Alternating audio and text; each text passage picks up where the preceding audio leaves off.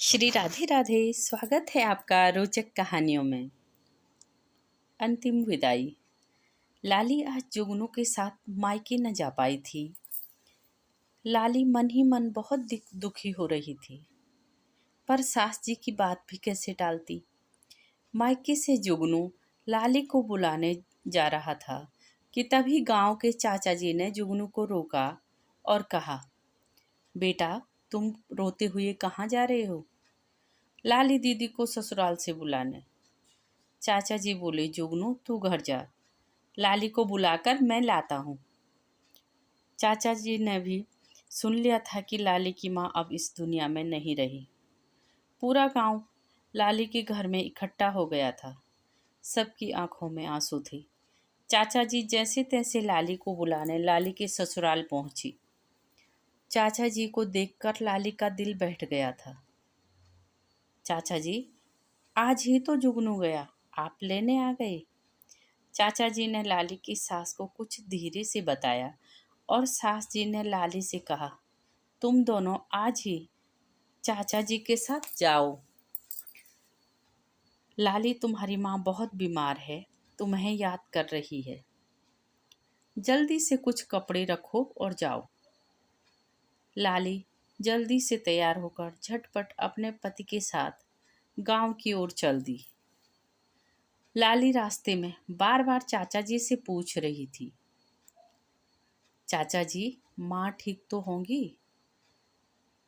चाचा जी लाली को समझा रहे थे, बेटा यह जीवन है और माँ बीमार भी बहुत है।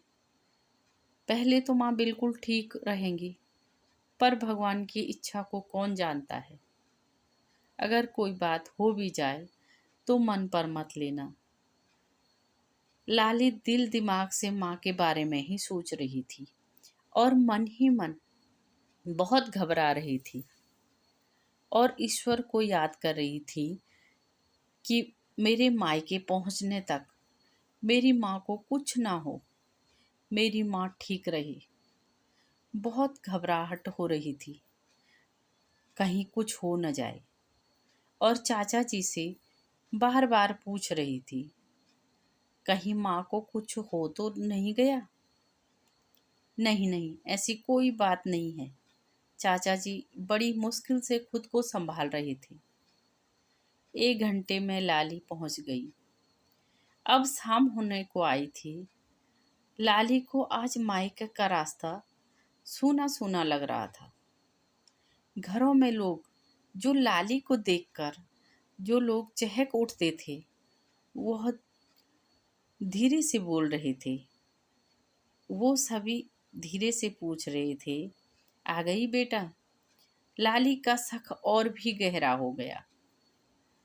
लड़खड़ाते कदमों से घर आई। लोगों की भीड़ देखकर मन बैठ गया। जैसे ही अंदर की तरफ गई, बाबूजी माँ के पास बैठे हुए थे और भाई बहन आसपास बैठे थे। लाली समझ गई थी, माँ मेरा इंतजार करते करते दुनिया से विदा हो गई है। लाली माँ माँ कहकर जोर जोर से रोने लगी और माँ से लिपट गई। माँ कुछ दिन और इंतजार कर लिया होता, बस रोए जा रही थी। मन में था तो सिर्फ पछतावा। अगर मैं जल्दी आ गई होती तो अपनी माँ से मिल पाती, पर शायद मेरे भाग्य में अपनी माँ से के अंतिम बार मिलना न था। लाली रोते रोते बाबूजी से लिपट गई। बाबूजी, मैं सुबह आ गई होती तो माँ को आखिरी बार देख पाती। बाबूजी भी लाली के गले लगकर फूट फूट कर रोने लगे। सभी भाई बहन दीदी कहकर सब लाली से लिपट गए, जैसे उनकी सांसें ही छिन गई हों। माँ हम सबको छोड़कर चली गई दीदी, अब हम कैसे रहेंगे? लाली और परिवार वालों को गांव वाले समझा रहे थे, पर जो लाली के मन पर बीत रही थी, कोई कैसे समझ सकता था। लाली को अंदर ही अंदर एक घुटन हो रही थी कि माँ एक बार बोलती सुन लेती तो जीवन भर का मलाल न रहता। पर यही जीवन है, जब जो होना होता है वही तब होता है। जैसे तैसे रात काटी। सुबह सवेरे ही माँ को हमेशा के लिए शरीर से भी विदा कर दिया। करुणा और क्रंदन के बीच माँ को अंतिम विदाई दी। माँ हमेशा के लिए पंचतत्व में विलीन हो गई। लाली ने अपने बाबूजी और भाई बहनों को तो संभाल लिया, पर खुद अपनी आंखों में जो आंसुओं का सैलाब था, अपने दिल में निस्सीम दर्द था, छुपा लिया। और उस दर्द से जैसे लाली पत्थर बन गई हो। मुंह से तो बाबूजी को कह रही थी, बाबूजी आप चिंता न करो, मैं हूँ, छोटे भाई बहनों को भी संभाल लूंगी। पर खुद के मन को कैसे संभाले? माँ तो माँ होती है। माँ के बिना घर कैसा? बाबूजी वक्त के साथ सब संभाल लेंगे, पर माँ की जगह इस दुनिया में कोई नहीं ले सकता है।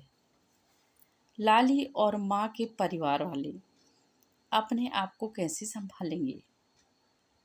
आगे की कहानी अगले अंक में। श्री राधे राधे। कहानी अच्छी लगे तो लाइक और सब्सक्राइब करें।